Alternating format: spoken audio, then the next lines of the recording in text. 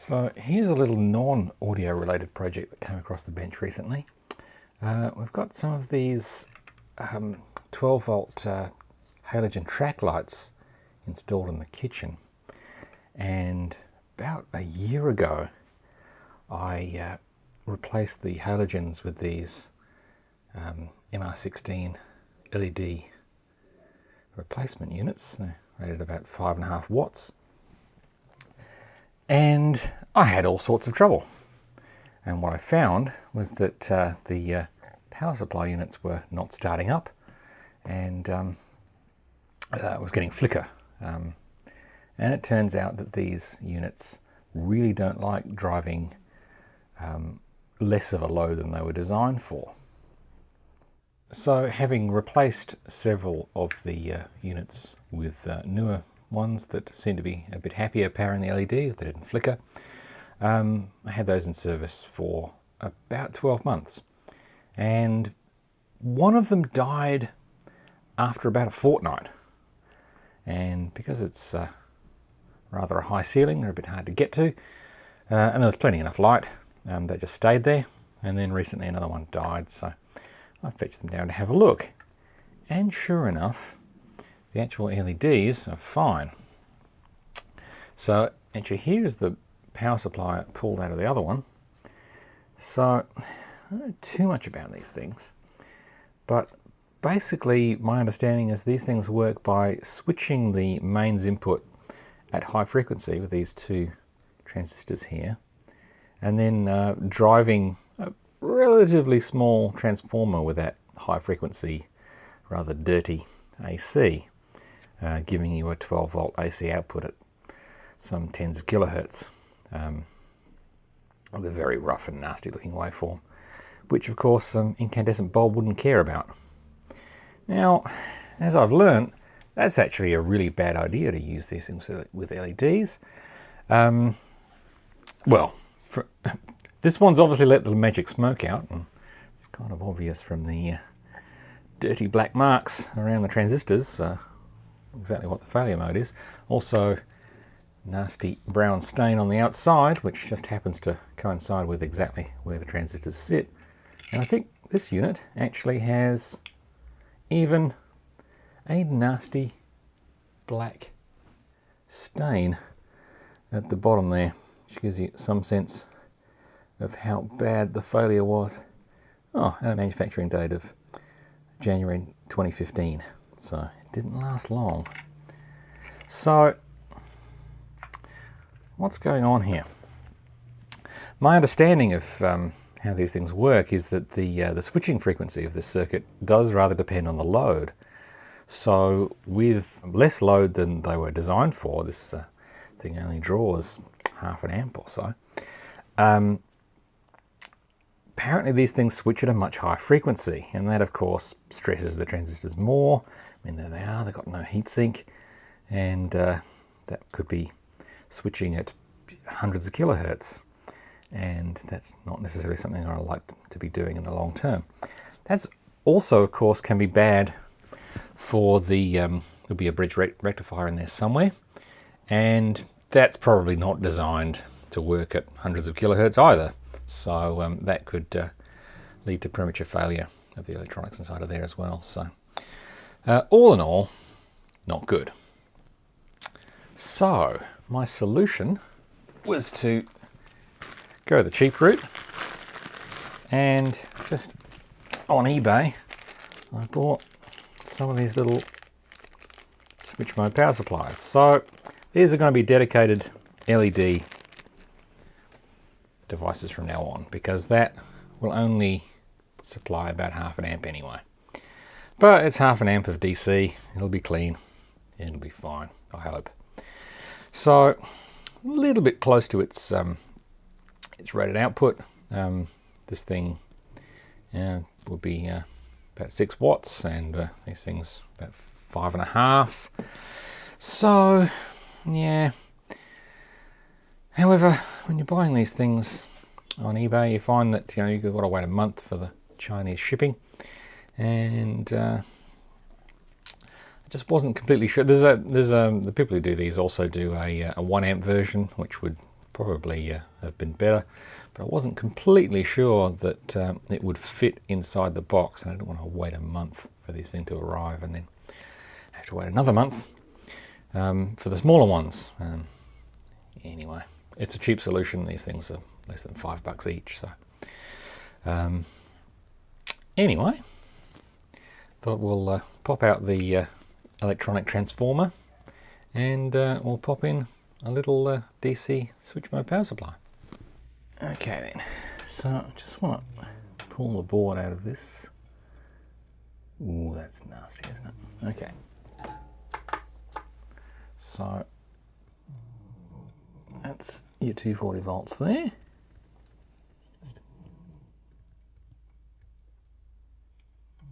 Thank you. That's one.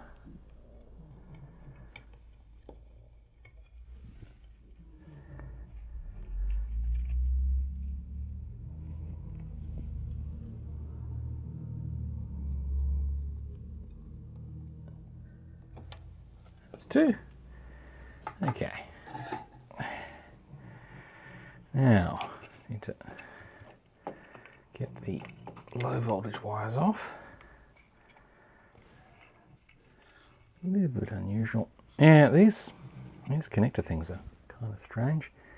One of these has come off. These little caps, they're funny little things.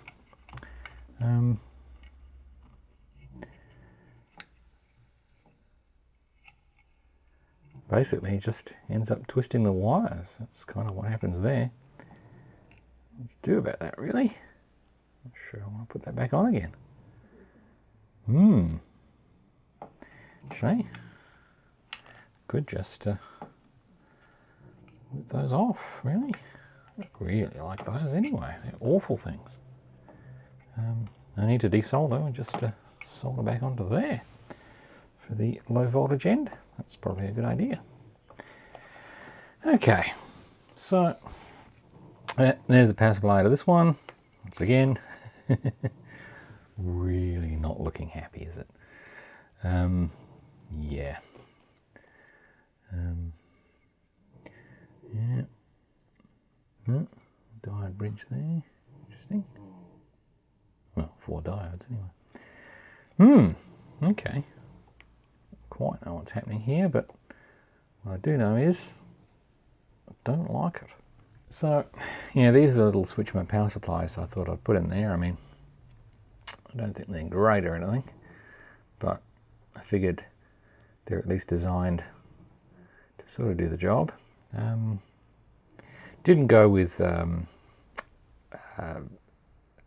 device that was an LED driver as such, because I figured that the actual unit would have its own current limiting inside of it. It's kind of designed around a 12 volt power supply, so rather than have a device that's designed to drive just bare LEDs, we'll go with a DC power supply instead. Now, I've actually done one of these before, and what I found was that the wires are rather heavier gauge than you'd ever fit through the holes in the PCB, and to be honest, I didn't even bother. I just stuck them on the surface and that worked fine. I may well go with the same approach here, I think. Okay, well, it's pretty obvious which end is the input. So you can see that all these isolation slots and things around the high voltage end and not at the low voltage end, and also labelled negative and positive because that's the DC end. So there you go. Okay.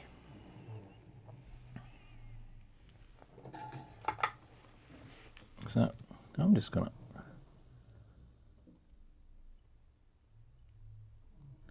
tin those.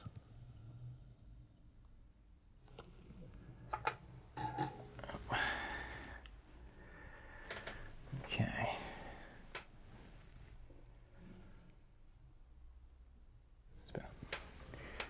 Alright, so don't want to have too much overhang here. Might just, well, the last ones I trimmed off and re-tinned and faffed about with, but I think we'll just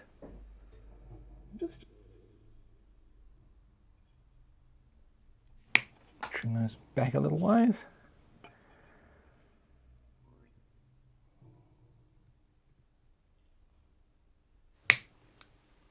And I'll just whack a bit of fresh solder on those. I don't know what kind of lead-free nonsense is on there. Let's get the real deal happening on there. Go. That should work fine. Okay. So, just need to get that into a position where it's going to sit nicely. And that'll do. Oh dear, bits of plastic are a bit of a pain. I mean, I could take it all apart, but really, CBF. Just try and bend that to a point where it'll kind of sit where I want it to go. I mean, that's the downside to doing it the dodgy way. And I mean, given the lower currents involved, I could have replaced these with a finer gauge wire and done it that way. This is actually a little harder to do.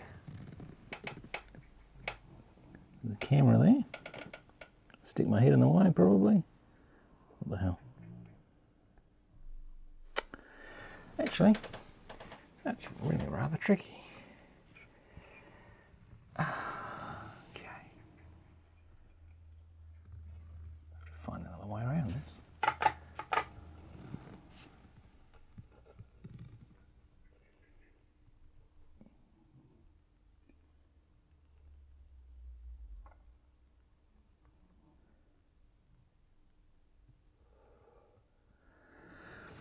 That'll do.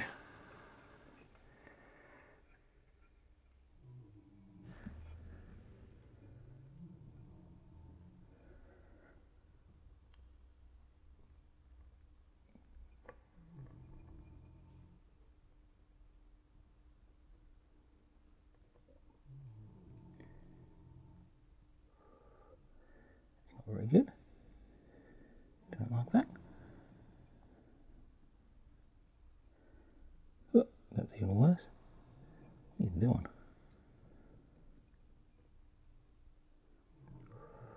It'll do. Oh, it's a bit crap, but it'll do. Okay. So,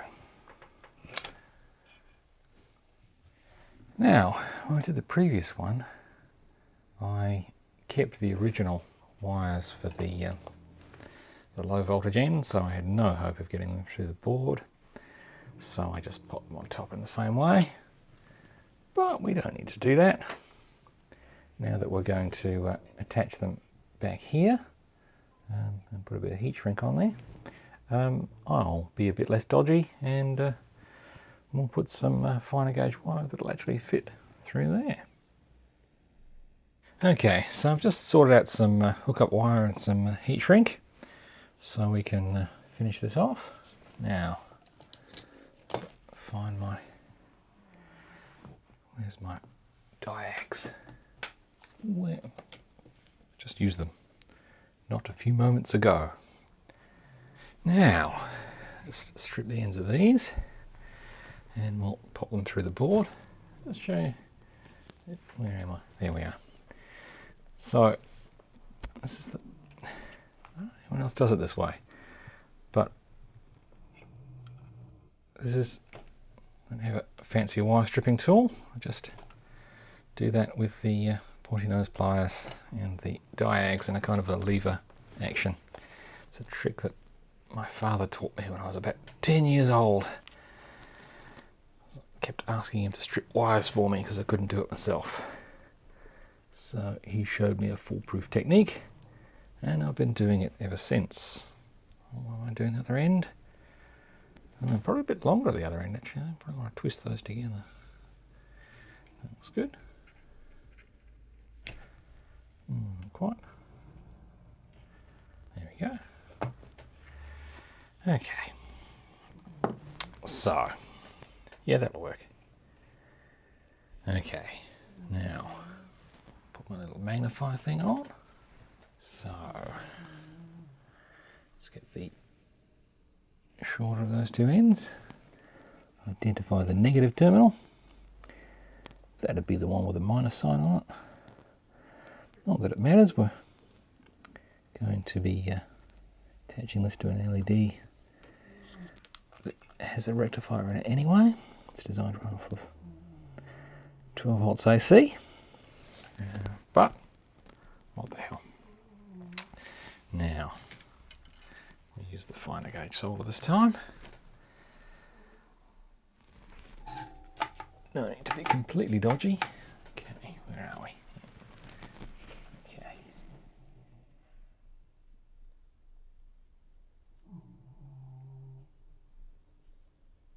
That's good. Excess there, don't really want that. So we've got that. We'll do the other one. I mind to thread some heat shrink on there now so I don't forget later. But perhaps I should forget later. Serve as a warning to others. Sure, no one else has ever done that, he says. So, positive lead.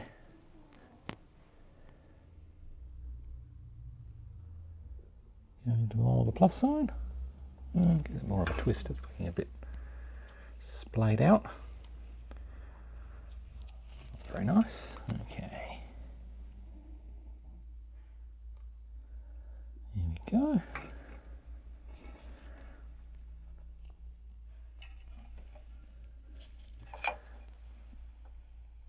Good enough.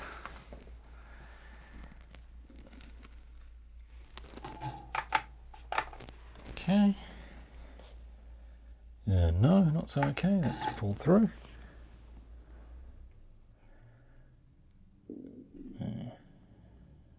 That'll do.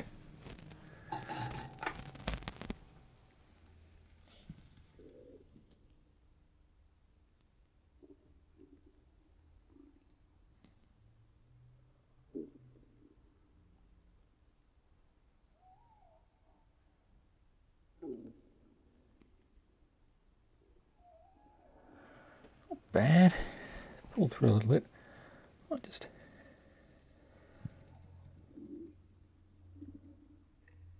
there we go. Push him up from underneath.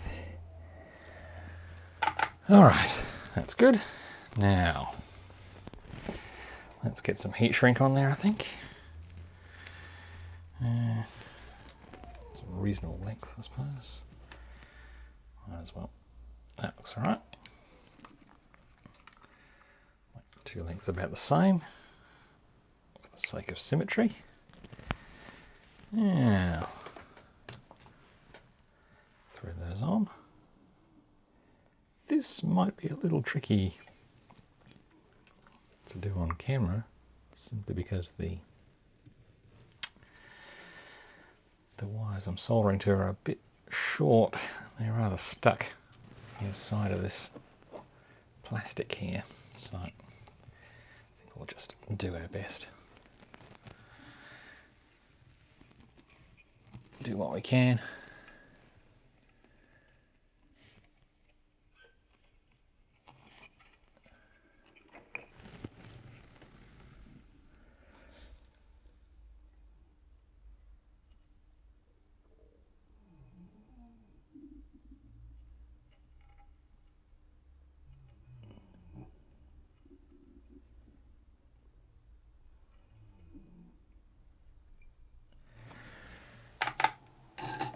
Rough enough for the bush. Okay, do the other side. Oh, yep, got some thermal mass there.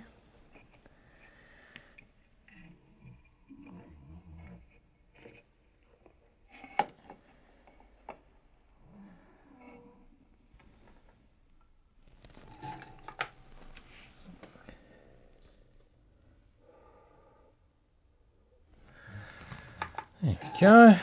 That'll do. Let's see if we can sneak that heat shrink over the top of that. Yeah. Okay. That's one. Okay. Let's see if we can do the other one.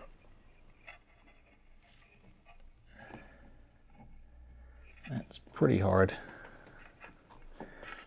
But if I can hide it and no one ever sees it again, I will be a happy man. I seem to have melted that with a soldering iron. Oh, well, whatever. All right. Let's get the hairdryer.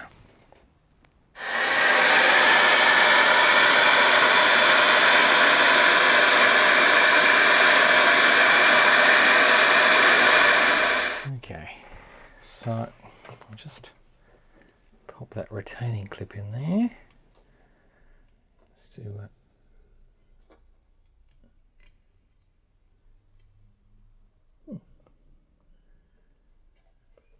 There we go. Looks alright. Okay, well, there she is. Suppose I should power it up just to prove that it works. So, the two lights on the left have the switch mode power supplies in, while the two on the right still have those electronic transformers. Those two have yet to blow up, so I've just left those for the moment. Now, I've tried this before, and you'll notice there's a slight delay on the ones with the new power supplies in, and I must say for the first second or so that scared me to death. But check it out. There you go. Thanks for watching.